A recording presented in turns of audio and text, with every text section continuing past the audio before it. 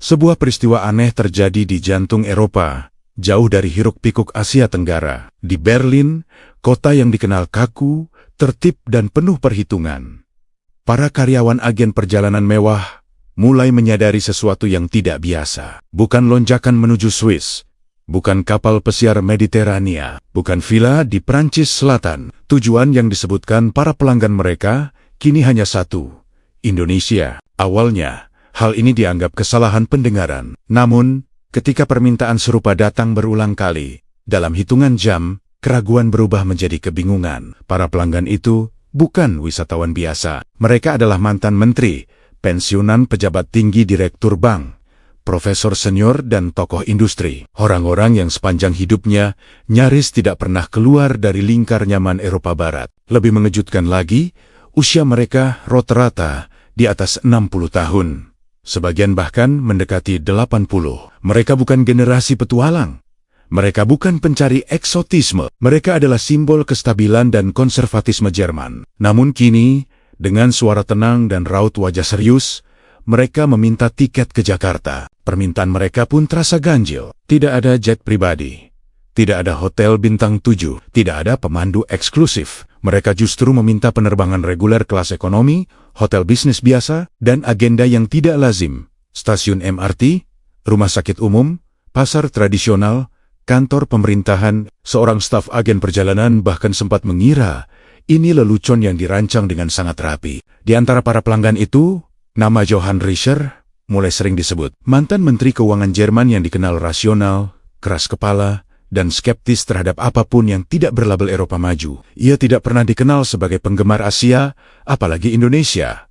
Namun kali ini, justru ia yang paling vokal. Saya tidak ingin opini, katanya singkat. Saya ingin konfirmasi. Kata itu, konfirmasi, menjadi benang merah semuanya. Mereka tidak datang untuk berlibur. Mereka tidak datang untuk bersantai. Mereka datang untuk membuktikan atau membantah sesuatu yang mengusik logika mereka. Dalam beberapa minggu terakhir, media Jerman memang dipenuhi laporan yang tidak biasa. Tayangan dokumenter, laporan mendalam, dan diskusi akademik mulai mengangkat Indonesia dengan sudut pandang yang jarang terdengar sebelumnya. Bukan soal pantai atau budaya, melainkan sistem, administrasi digital, layanan kesehatan, transportasi umum, ketertiban sosial. Awalnya, banyak yang menganggapnya berlebihan. Propaganda lembut, penyuntingan yang disengaja. Namun bagi para elit tua Jerman ini, keraguan justru menjadi bahan bakar. Jika benar laporan itu salah, mereka ingin melihat kesalahannya dengan mata kepala sendiri. Jika ternyata benar, maka dunia yang mereka pahami selama puluhan tahun harus ditinjau ulang. Fenomena ini segera menarik perhatian pemerintah. Pergerakan kolektif tokoh-tokoh berpengaruh bukanlah hal sepele. Kementerian Luar Negeri mulai mencatat. Diskusi informal digelar, kontak diam-diam dengan perwakilan Indonesia pun dilakukan. Tidak ada pernyataan resmi. Tetapi satu hal jelas, ini bukan perjalanan biasa. Di Berlin, telepon agen perjalanan tidak berhenti berdering. Kalender penuh, jadwal padat. Dalam hitungan hari, ratusan tiket ke Indonesia dipesan oleh lapisan teratas masyarakat Jerman. Sesuatu sedang bergerak, perlahan, senyap, namun pasti. Dan tanpa mereka sadari, perjalanan ini bukan hanya akan mengubah cara mereka memandang Indonesia, ia akan mengguncang cara mereka memandang Jerman itu sendiri. Di balik lonjakan pemesanan yang tampak seperti tren perjalanan aneh, tersimpan satu kesamaan yang segera terbaca oleh para pengamat. Tidak satu pun dari mereka menyebut kata liburan. Tidak ada antusiasme khas wisatawan, tidak ada pertanyaan tentang pantai, cuaca, atau cenderamata. Nada bicara mereka datar, terukur, dan syarat tujuan. Mereka datang dengan daftar pertanyaan, bukan daftar keinginan. Para staf agen perjalanan mulai memahami bahwa perjalanan ini bersifat serius.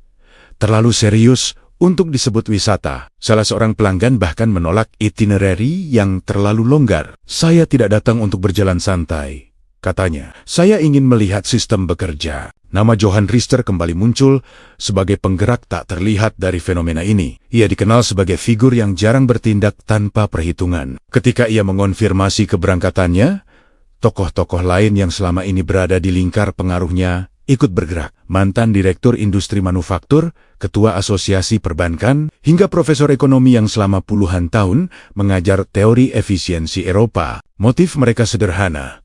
namun berbahaya bagi cara berpikir lama.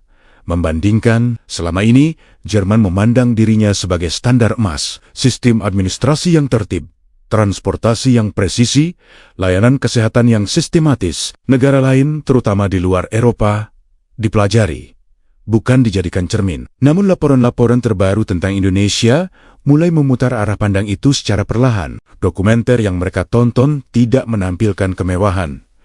Tidak ada narasi bombastis, justru sebaliknya.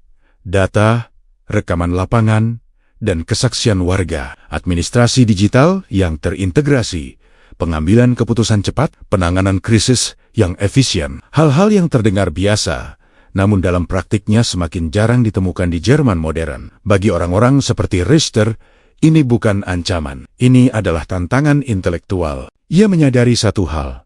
Jika apa yang ditampilkan itu benar, maka masalah Jerman bukan kekurangan dana atau teknologi, melainkan kelelahan sistemik. Dan untuk memastikan itu, mereka harus melihatnya sendiri, tanpa filter media, tanpa penerjemahan ideologis. Permintaan mereka kepada agen perjalanan semakin spesifik.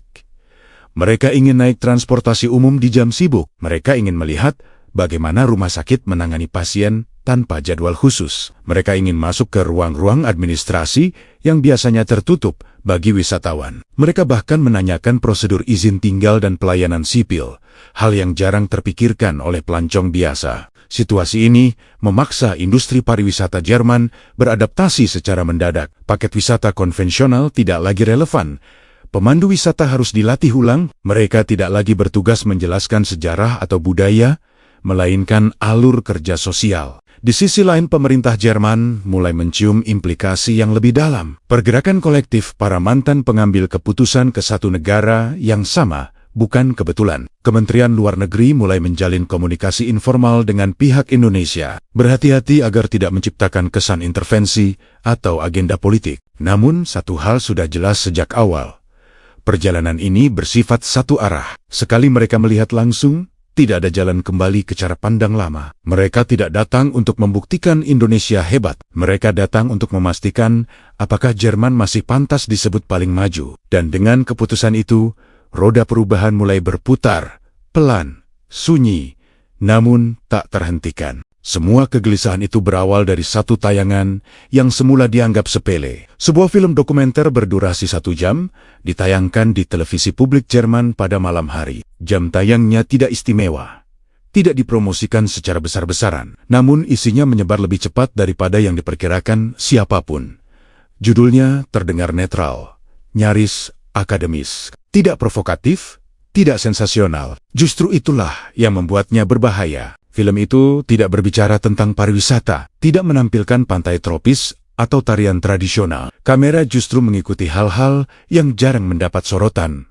Ruang kontrol administrasi digital, antrean layanan publik, pusat data kesehatan, sistem transportasi perkotaan. Indonesia ditampilkan bukan sebagai destinasi, melainkan sebagai sistem yang hidup. Para penonton di Jerman terdiam, bukan karena kekaguman emosional, melainkan karena ketidaksesuaian logika. Apa yang mereka lihat bertentangan dengan citra yang selama ini tertanam. Negara berkembang, dalam bayangan mereka, seharusnya berjuang dengan keterlambatan, birokrasi berbelit, dan infrastruktur rapuh. Namun yang tampil di layar justru sebaliknya. Salah satu segmen yang paling sering dibicarakan menyoroti sistem administrasi digital Indonesia. Proses layanan yang terintegrasi, pengambilan keputusan yang cepat, serta koordinasi antar instansi yang tampak efisien. Bagi masyarakat Jerman yang terbiasa dengan tumpukan dokumen dan jadwal panjang, adegan itu terasa mengganggu. Lebih jauh, film tersebut menampilkan bagaimana sistem kesehatan Indonesia merespons krisis dengan struktur yang jelas dan distribusi tanggung jawab yang tegas. Tanpa heroisme berlebihan, tanpa drama politik, hanya prosedur yang berjalan. Di ruang-ruang diskusi tertutup, nama Johan Richter mulai dikaitkan dengan tayangan itu. Ia dikenal sebagai penonton kritis. Ia jarang terkesan oleh film dokumenter. Namun kali ini, ia tidak menyanggah isi tayangan tersebut. Ia justru diam sebuah reaksi yang lebih mencemaskan daripada penolakan terbuka. Bagi kalangan elit Jerman, film ini terasa seperti cermin yang diletakkan terlalu dekat. Ia tidak mengatakan bahwa Jerman buruk, ia hanya menunjukkan bahwa ada negara lain yang bergerak lebih cepat, lebih lincah, dan lebih adaptif. Dan bagi mereka yang menghabiskan hidupnya membangun sistem Jerman, implikasinya tidak nyaman. Media mulai bereaksi. Surat kabar besar menerbitkan ulasan. Bukan ulasan budaya, melainkan analisis. Akademisi menulis opini yang lebih berhati-hati. Mereka tidak memuji, tetapi juga tidak membantah. Kata yang paling sering muncul adalah perlu dikaji. Namun di balik bahasa akademis itu, rasa gelisah mulai menyebar. Jika apa yang ditampilkan benar, maka ketertinggalan bukan lagi isu negara lain. Ia menjadi isu domestik Jerman sendiri. Fenomena pemesanan perjalanan ke Indonesia melonjak tepat setelah tayangan ulang dokumenter itu disiarkan secara daring. Grafik pencarian melonjak tajam. Diskusi daring di kalangan profesional meningkat drastis. Indonesia tiba-tiba bukan lagi objek eksotis, melainkan objek perbandingan. Bagi sebagian orang, film itu hanyalah informasi. Bagi para elit tua Jerman, film itu adalah pemicu keputusan. Keputusan untuk tidak lagi percaya sepenuhnya pada laporan, keputusan untuk tidak bergantung pada analisis pihak ketiga, keputusan untuk berdiri langsung di lapangan dan melihat apakah kenyataan sejalan dengan layar kaca. Dan dari keputusan itulah, perjalanan menuju Indonesia mulai menemukan bentuknya, bukan sebagai tur, bukan sebagai kunjungan kehormatan. Pagi itu, langit Jakarta belum sepenuhnya cerah. Ketika pesawat dari Frankfurt menyentuh landasan, tidak ada tepuk tangan, tidak ada sorak antusias. Rombongan itu turun dengan ekspresi datar, seperti delegasi inspeksi, bukan tamu kehormatan. Sebagian besar dari mereka telah melewati usia 70 tahun. Sendi mereka kaku, langkah mereka hati-hati, dan ekspektasi mereka rendah. Mereka tidak berharap banyak. Di benak mereka, bandara negara berkembang adalah tempat yang harus dilewati, bukan dinikmati. Antrian panjang, proses lambat, petugas yang sulit diajak berkomunikasi, semua itu sudah mereka siapkan secara mental. Beberapa bahkan telah bersepakat untuk bersabar. Ini Asia, kata seseorang pelan sebelum pintu pesawat dibuka. Namun begitu kaki mereka menginjak area kedatangan, kesepakatan batin itu mulai runtuh. Ruang di hadapan mereka terbuka luas. Cahaya alami masuk melalui dinding kaca besar yang membentang hingga langit-langit. Lantai mengilap, bersih tanpa noda. Penunjuk arah tersusun rapi dan intuitif. Tidak ada teriakan, tidak ada kekacauan. Yang terdengar hanya langkah kaki dan pengumuman singkat yang jelas. Johann Recher berhenti sejenak. Ia tidak berkata apa-apa. Ia hanya berdiri, menatap sekeliling, seolah mencari kesalahan kecil yang bisa ia catat. Namun, tidak ada yang langsung terlihat. Di area imigrasi, kejutan pertama banner-banner dimulai. Barisan mesin pemeriksaan otomatis berdiri rapi. Warga dan penumpang asing melewati sistem itu dengan cepat. Proses yang di Jerman masih menjadi proyek uji coba, di sini tampak seperti rutinitas harian. Beberapa dari mereka ragu. Mereka terbiasa dengan prosedur manual, dengan petugas yang memeriksa dokumen satu persatu. Namun petunjuk di layar sederhana, jelas, dan tersedia dalam berbagai bahasa. Bahkan bagi mereka yang tidak memahami bahasa Indonesia, prosesnya tetap berjalan tanpa hambatan. Waktu berjalan, bukan dalam hitungan jam, bukan pula puluhan menit. Dalam beberapa menit saja, mereka sudah berada di area pengambilan bagasi. Di sanalah kejutan berikutnya menanti. Layar besar menampilkan status bagasi secara real-time. Sabuk berjalan berputar dengan stabil, tanpa suara kasar. Tidak ada tumpukan koper. Tidak ada kebingungan. Setiap barang muncul sesuai urutan. Bagi mereka yang terbiasa dengan keterlambatan dan kehilangan bagasi di bandara-bandara Eropa, pemandangan ini terasa asing. Namun yang paling mengguncang bukanlah teknologi. Itu adalah manusia. Petugas bandara menjawab pertanyaan dengan tenang dan jelas. Bahasa Inggris mereka fasih. Gerak mereka efisien. Seorang petugas kebersihan segera membersihkan lantai yang bahkan belum sempat terlihat kotor. Tidak ada sikap tergesa, tidak ada ekspresi tertekan. Seseorang di rombongan itu berbisik, nyaris tidak percaya, ini berjalan terlalu mulus. Dalam waktu kurang dari 5 menit sejak keluar dari pesawat, sesuatu yang lebih rapuh dari koper mereka mulai retak. Bukan jadwal, bukan stamina, melainkan keyakinan lama. Keyakinan bahwa kemajuan hanya lahir di barat. Keyakinan bahwa Eropa selalu selangkah di depan. Keyakinan bahwa negara lain harus mengejar.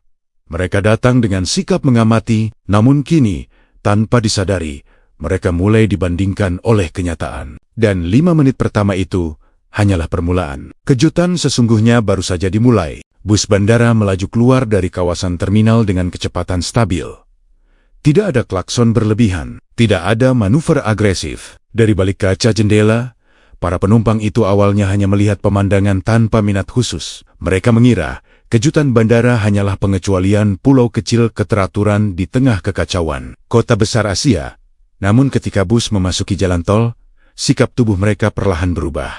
Jalan terbentang luas, marka jelas, arus kendaraan mengalir dengan ritme yang konsisten. Tidak ada kendaraan berhenti sembarangan. Tidak ada pengemudi yang saling memotong dengan agresif. Bagi mereka yang terbiasa dengan kemacetan panjang di Berlin dan Frankfurt, pemandangan ini terasa janggal. Karl Brenner, mantan Menteri Transportasi, mencondongkan tubuh ke depan.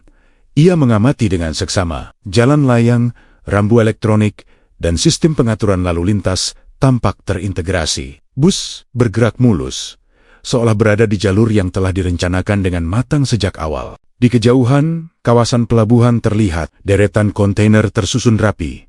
Tidak ada kesan semrawut. Skala operasionalnya bahkan melebihi beberapa pelabuhan besar di Eropa.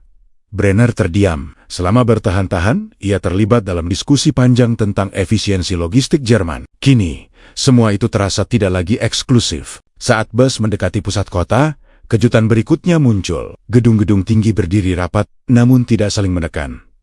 Kompleks hunian besar terbentang seperti kota mandiri. Di antara beton dan kaca, ruang hijau muncul secara teratur. Taman-taman kota, jalur pejalan kaki, dan area publik tampak dirancang, bukan disisakan. Salah satu penumpang berbisik, ini bukan pertumbuhan acak. Jakarta yang mereka lihat bukan kota yang tumbuh tanpa kendali, melainkan kota yang dikendalikan oleh perencanaan. Setiap blok tampak memiliki fungsi: sekolah, rumah sakit, pusat perbelanjaan, dan transportasi publik berada dalam jarak yang masuk akal. Sebuah konsep yang di Jerman sering dibahas, namun sulit direalisasikan dalam skala besar. Lalu lintas semakin padat, tetapi tetap bergerak. Pergantian jalur terjadi tanpa kekacauan. Lampu lalu lintas bekerja dengan presisi. Yang paling mencuri perhatian adalah harmoni antara kendaraan pribadi dan transportasi umum. Jalur khusus bus terpisah jelas. Bus melaju tanpa hambatan, tepat waktu. Bagi para elit Jerman ini, kenyataan tersebut sulit diterima. Selama ini, mereka menganggap kepadatan penduduk sebagai alasan utama ketidakteraturan kota-kota di Asia. Namun Jakarta justru menunjukkan sebaliknya. Kepadatan tidak selalu berarti kekacauan jika sistemnya bekerja. Di sekitar halte transportasi umum, mereka melihat warga mengantre dengan tertib, penumpang memberi jalan bagi yang turun. Tidak ada dorongan, tidak ada teriakan. Kesadaran kolektif itu lebih mengejutkan daripada infrastruktur itu sendiri. Malah mulai turun ketika bus melintasi jembatan kota. Kaaya, gedung-gedung memantul di permukaan sungai. Pemandangan itu modern, teratur, dan nyaris megah. Beberapa dari mereka saling bertukar pandang. Tanpa kata, perjalanan dari bandara ke hotel memakan waktu lebih dari 1 jam. Namun dalam 1 jam itu, pandangan lama tentang Indonesia runtuh perlahan. Bukan karena satu kejutan besar, melainkan karena rangkaian bukti kecil yang konsisten. Mereka mulai menyadari satu hal yang tidak ingin mereka akui sejak awal.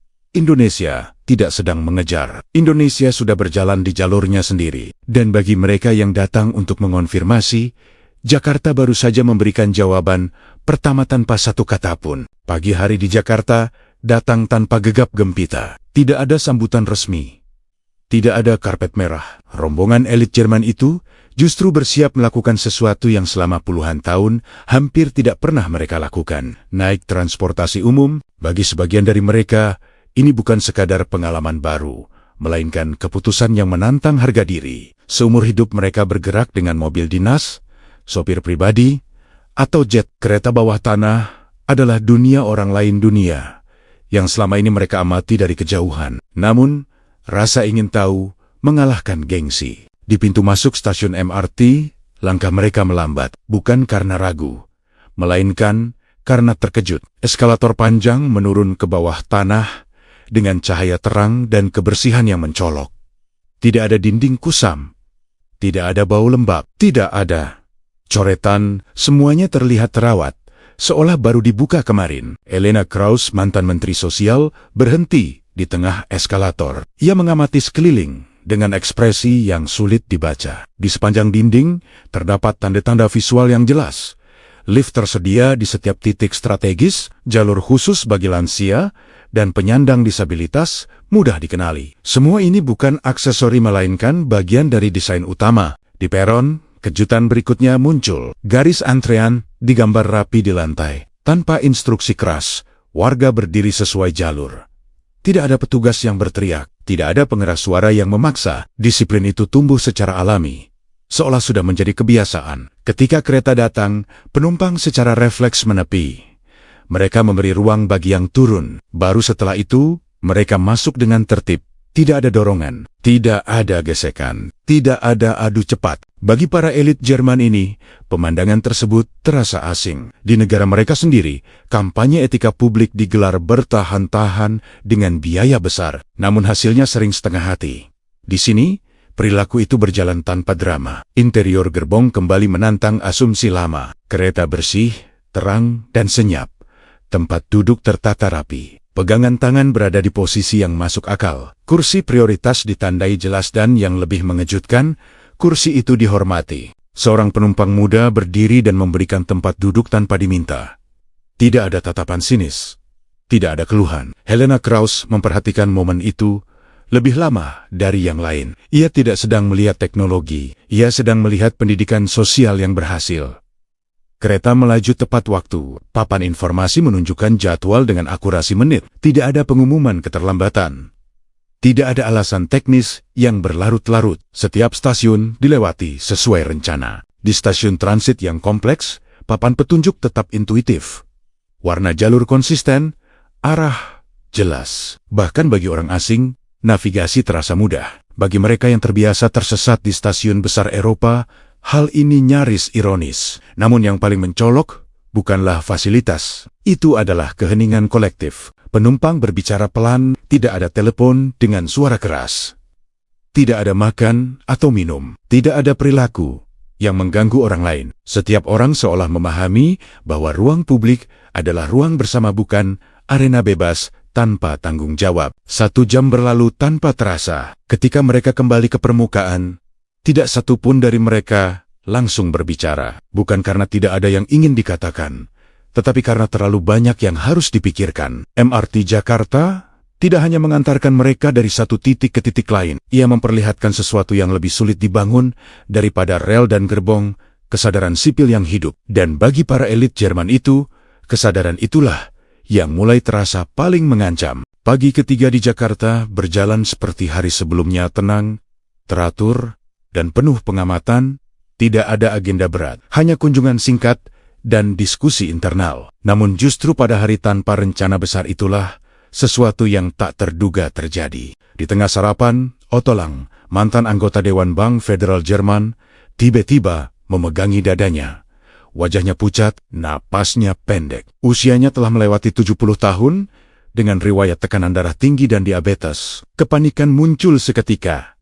Meski tak satu pun bersuara keras, naluri lama bekerja. Beberapa dari mereka saling berpandangan, menimbang risiko. Di kepala mereka, rumah sakit di negara berkembang adalah pilihan terakhir. Keraguan muncul, bukan karena meremehkan, tetapi karena ketakutan. Mereka adalah orang asing, jauh dari sistem yang mereka kenal. Namun waktu tidak memberi ruang untuk debat. Pemandu segera mengambil keputusan dan membawa Otto ke rumah sakit besar di Jakarta. Dalam perjalanan, kecemasan tidak mereda. Beberapa dari mereka diam, yang lain berpura-pura tenang. Semua menyadari satu hal. Kini mereka akan melihat sistem kesehatan Indonesia dalam kondisi paling krusial saat nyawa dipertaruhkan. Begitu memasuki area gawat darurat, ketegangan justru mulai mereda. Petugas pendaftaran menyambut dengan sigap. Bahasa Inggris mereka jelas. Informasi diserap dengan cepat. Tanpa diminta, seorang penerjemah berbahasa Jerman segera disiapkan. Proses administrasi berlangsung tanpa formulir panjang, tanpa antrian berbelit. Dalam waktu kurang dari 10 menit, Otto sudah berada di ruang pemeriksaan. Bagi mereka yang terbiasa menunggu berjam-jam di rumah sakit Jerman hanya untuk verifikasi asuransi, kecepatan ini terasa tidak masuk akal. Sistem komputer bekerja cepat, data pasien diproses real-time. Tidak ada kebingungan soal prosedur. Ruang tunggu bersih, terang, dan tenang. Tidak ada suasana panik, tidak ada kesemrawutan. Perawat bergerak dengan ritme teratur, namun tetap manusiawi. Setiap pertanyaan dijawab dengan sabar. Ketika dokter datang, kejutan berikutnya muncul. Dokter tersebut dapat berkomunikasi dalam bahasa Jerman. Ia menjelaskan kondisi Otto dengan tenang, rinci, dan tanpa jargon berlebihan. Riwayat penyakit dikaji ulang, interaksi obat diperiksa. Keputusan medis diambil berdasarkan data, bukan asumsi. Pemeriksaan berlangsung cepat dan menyeluruh. Elektrokardiogram, tes darah, pemindaian lanjutan. Semua dilakukan dalam satu alur tanpa jeda panjang. Hasil muncul hampir bersamaan dengan prosesnya. Di Jerman, pemesanan pemeriksaan semacam itu bisa memakan waktu berminggu-minggu. Salah seorang dari rombongan berbisik, nyaris tak percaya, ini bukan percepatan, ini efisiensi yang nyata. 2 jam setelah tiba, diagnosis disampaikan, tidak ada kondisi kritis. Gejala disebabkan kelelahan dan adaptasi zona waktu. Obat diresepkan dengan pertimbangan keberlanjutan setelah kembali ke Jerman. Penjelasan diberikan dengan bahasa yang mudah dipahami. Di apotik, obat disertai label berbahasa Jerman. Cara minum dijelaskan ulang. Tidak ada kesan terburu-buru. Bahkan pada tahap pembayaran, kejutan terakhir datang biaya keseluruhan hanya sebagian kecil dari yang biasa mereka bayarkan di negara asal. Ketika Otto keluar dari rumah sakit dengan langkah lebih stabil, rombongan itu terdiam. Mereka tidak baru saja melihat rumah sakit yang baik. Mereka baru saja melihat sistem kesehatan yang menggabungkan kecepatan, profesionalisme, dan empati, sesuatu yang selama ini mereka yakini sebagai keunggulan eksklusif Jerman. Dan pada pagi itu, tanpa pidato atau laporan resmi, kebanggaan lama itu runtuh perlahan. Namun, tak dapat diperbaiki kembali. Sore itu, rombongan elit Jerman memasuki kawasan bisnis yang oleh pemandu hanya disebut singkat, pusat kota modern. Tidak ada penekanan berlebihan. Tidak ada klaim bombastis. Bagi mereka, kawasan bisnis hanyalah tempat transaksi gedung kaca, kantor korporasi, dan jalan yang sibuk. Mereka tidak mengharapkan apapun yang istimewa. Namun, begitu turun dari kendaraan, asumsi itu kembali diuji. Trotoar terbentang luas dan bersih. Jalur pejalan kaki tidak sekadar ada, tetapi dirancang sebagai ruang publik yang hidup. Pepohonan tertata rapi, bangku tersedia di titik-titik strategis, dan arus manusia bergerak dengan ritme yang teratur. Tidak ada rasa sesak, tidak ada tekanan visual. Clara Hoffmann, mantan ketua Asosiasi Industri Mode Jerman, memperlambat langkahnya. Ia mengamati fasad bangunan satu persatu. Setiap gedung memiliki identitas, namun tetap berada dalam harmoni yang sama. Tidak ada papan nama liar, tidak ada desain yang saling meniadakan. Kawasan ini tidak terasa seperti pusat belanja. Ia terasa seperti ruang budaya. Di dalam pusat perbelanjaan, kejutan berikutnya menanti. Toko-toko tidak hanya memajang produk, setiap ruang dirancang sebagai pengalaman. Pencahayaan lembut, tata letak luas, area interaksi disiapkan dengan sengaja. Pelanggan tidak didorong untuk membeli cepat, melainkan diajak untuk tinggal. Pelayanan menjadi sorotan utama. Pramuniaga menyapa tanpa tekanan. Mereka memberi saran, bukan instruksi. Setiap pelanggan diperlakukan seolah penting, tanpa harus menunjukkan status khusus. Di Jerman, layanan semacam ini hanya tersedia bagi segmen premium. Di sini, ia menjadi standar. Clara memperhatikan bagaimana merek-merek tidak hanya menjual barang tetapi cerita, gaya hidup, identitas. Konsumsi bukan lagi aktivitas ekonomi murni, melainkan ekspresi sosial. Orang datang tidak hanya untuk membeli, tetapi untuk mengalami. Di area makanan, kesan itu semakin kuat. Dari restoran cepat hingga ruang makan elegan, semuanya dikelola dengan standar kebersihan tinggi. Konsep berbeda di setiap tempat. Desain interior dirancang dengan cermat. Makanan disajikan bukan hanya sebagai kebutuhan, tetapi sebagai bagian dari narasi kota. Teknologi hadir tanpa terasa dominan. Sistem pemesanan digital, pembayaran tanpa kontak, dan rekomendasi berbasis data bekerja di latar belakang. Tidak ada kesan pamer, semuanya menyatu dalam alur alami aktivitas manusia. Bagi para elit Jerman ini, perbandingan muncul tanpa diminta. Di negara mereka, diskusi tentang digitalisasi konsumsi masih berjalan lambat. Di sini, ia sudah menjadi kebiasaan sehari-hari. Bukan proyek, bukan wacana. Yang paling mencolok adalah perilaku pengunjung. Generasi muda bergerak dengan percaya diri. Mereka membandingkan, berbagi, dan berdiskusi. Konsumsi menjadi aktivitas sosial, bukan tindakan individual yang tertutup. Ruang-ruang publik dipenuhi interaksi, namun tetap tertib. Dari jembatan penyeberangan yang menghubungkan gedung-gedung tinggi, pemandangan kawasan itu terbentang luas. Ribuan orang bergerak tanpa kekacauan. Acara seni kecil berlangsung di sadet-sadet tertentu. Musik terdengar lembut, tidak mendominasi. Seseorang di rombongan berkomentar pelan, "Ini bukan pusat belanja, ini ekosistem." Di momen itu, para elit Jerman mulai memahami bahwa modernitas Indonesia tidak hanya terletak pada sistem atau infrastruktur. Ia hidup dalam cara masyarakatnya berinteraksi, mengonsumsi, dan memaknai ruang kota. Dan untuk pertama kalinya, mereka menyadari sesuatu yang jarang mereka pertimbangkan sebelumnya. Kemajuan tidak selalu berbicara dengan bahasa yang sama seperti Eropa. Kepulangan mereka ke Jerman berlangsung tanpa upacara. Tidak ada penyambutan resmi, tidak ada konferensi pers di bandara, namun sejak langkah pertama mereka menginjak kembali tanah Berlin,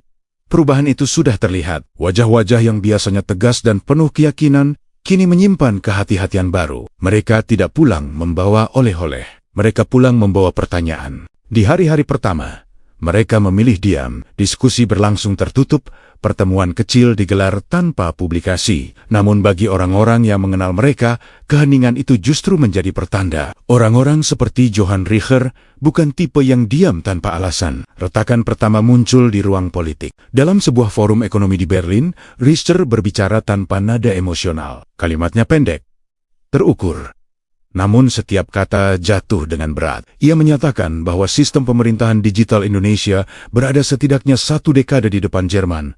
Tidak ada metafora, tidak ada basa-basi. Ruangan itu terdiam. Pernyataan tersebut datang dari seseorang yang selama hidupnya dikenal sebagai pembela utama superioritas sistem. Eropa, media menangkap sinyal itu dengan cepat. Keesokan harinya, tajuk utama surat kabar nasional mengangkat satu frasa yang sama, Indonesia. Gelombang kedua datang dari dunia industri. Di sebuah pertemuan sektor otomotif, Markus Keller, mantan pemimpin perusahaan manufaktur besar, berbicara tentang transportasi publik Jakarta. Ia menyebutnya efisien, tepat waktu, dan terintegrasi, kata-kata yang jarang digunakan untuk membandingkan Asia dengan Jerman. Pernyataannya memicu kegelisahan di kalangan eksekutif yang selama ini membanggakan Autobahn sebagai simbol kemajuan nasional. Diskusi meluas, bukan lagi soal pengalaman pribadi, melainkan data tentang kecepatan layanan kesehatan, tentang efisiensi administrasi, tentang kesadaran sipil di ruang publik. Semua itu dibicarakan bukan sebagai kekaguman,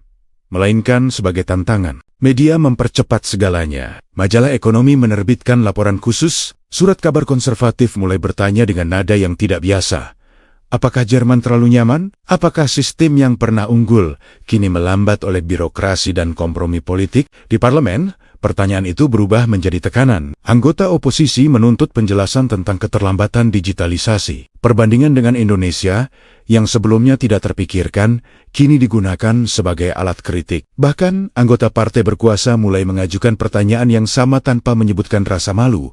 Namun, dengan kekhawatiran nyata, reaksi publik tidak kalah cepat. Pendaftaran kursus bahasa Indonesia melonjak, diskusi daring bermunculan. Indonesia tidak lagi muncul sebagai destinasi wisata, melainkan sebagai contoh sistem. Masyarakat Jerman yang terbiasa melihat ke Amerika atau Skandinavia sebagai rujukan, kini menoleh ke Asia Tenggara. Bagi para elit yang baru kembali, situasi ini terasa ironis. Mereka berangkat dengan niat mengonfirmasi, namun yang mereka bawa pulang justru guncangan kolektif. Tidak ada satupun dari mereka yang secara eksplisit menyatakan bahwa Jerman kalah. Namun pernyataan mereka membentuk kesan yang sama.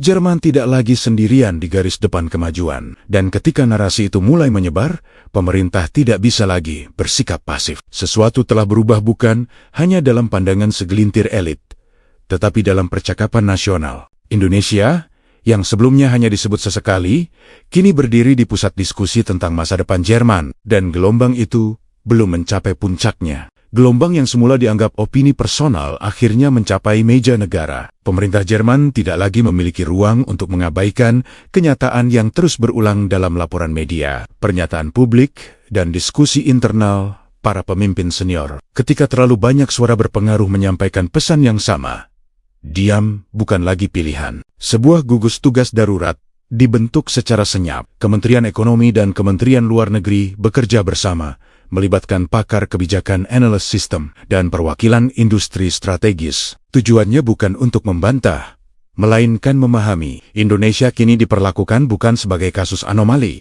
tetapi sebagai objek studi resmi. Hasilnya dibukukan dalam sebuah laporan tebal lebih dari 200 halaman dengan judul yang terdengar netral, namun syarat makna. Isinya mengejutkan, bahkan bagi mereka yang telah mengikuti perkembangan sejak awal. Analisis sistematis menunjukkan bahwa Indonesia unggul dalam sejumlah aspek yang selama ini menjadi kebanggaan Jerman: kecepatan digitalisasi pemerintahan, integrasi transportasi publik, efisiensi layanan kesehatan, hingga kesadaran sipil di ruang bersama. Laporan itu tidak menyanjung, ia tidak memuji secara emosional. Justru sebaliknya, bahasanya dingin, teknis, dan presisi. Namun disitulah kekuatannya, tidak ada ruang untuk menghindar. Salah satu bagian laporan menyimpulkan bahwa masalah utama Jerman bukan kekurangan sumber daya, melainkan kelelahan struktural. Sistem yang terlalu lama berjalan tanpa tekanan eksternal mulai kehilangan kelincahannya. Inovasi terhambat oleh prosedur, kecepatan tergerus oleh kompromi, kesadaran kolektif melemah oleh kenyamanan. Indonesia, dalam laporan itu, diposisikan sebagai cermin bukan lawan. Rekomendasi yang diajukan terasa radikal bagi sebagian pihak. Indonesia disarankan sebagai salah satu model pembelajaran dalam hal administrasi digital dan pelayanan publik. Bahkan aspek kesadaran sipil dan disiplin sosial disebut sebagai keunggulan yang tidak dapat dibangun hanya dengan teknologi. Beberapa bulan kemudian, keputusan simbolik diumumkan. Kanselir Jerman menyatakan rencana kunjungan kenegaraan ke Indonesia. Namun, pernyataan itu tidak dibungkus dengan bahasa diplomatik biasa. Ia disebut sebagai kunjungan studi. Rombongan yang menyertainya bukan hanya diplomat, tetapi juga menteri teknis dan pemimpin industri besar. Bagi para elit yang pertama kali menginjakkan kaki di Jakarta, pengumuman itu terasa seperti penegasan akhir. Apa yang mereka lihat secara langsung kini diakui secara institusional. Perjalanan yang dimulai sebagai rasa ingin tahu pribadi telah berubah menjadi pergeseran arah kebijakan. Tidak ada perayaan, tidak ada pengakuan kalah atau menang. Yang ada hanyalah satu kesadaran baru. Dunia tidak lagi berjalan dengan pusat tunggal. Kemajuan tidak lagi dimonopoli oleh wilayah tertentu. Ia muncul di tempo-tempo yang mampu bergerak cepat, beradaptasi, dan membangun kesadaran kolektif. Indonesia, bagi Jerman, bukan lagi cerita pinggiran. Ia menjadi referensi, dan bagi mereka yang pernah meyakini bahwa masa depan selalu berbicara dengan aksen Eropa. Perjalanan ini meninggalkan satu pelajaran yang tak tertulis dalam laporan manapun, bahwa kerendahan hati adalah prasyarat utama untuk tetap relevan di dunia yang terus berubah. Disitulah kisah ini berakhir, bukan dengan jawaban mutlak, melainkan dengan pertanyaan baru tentang arah peradaban.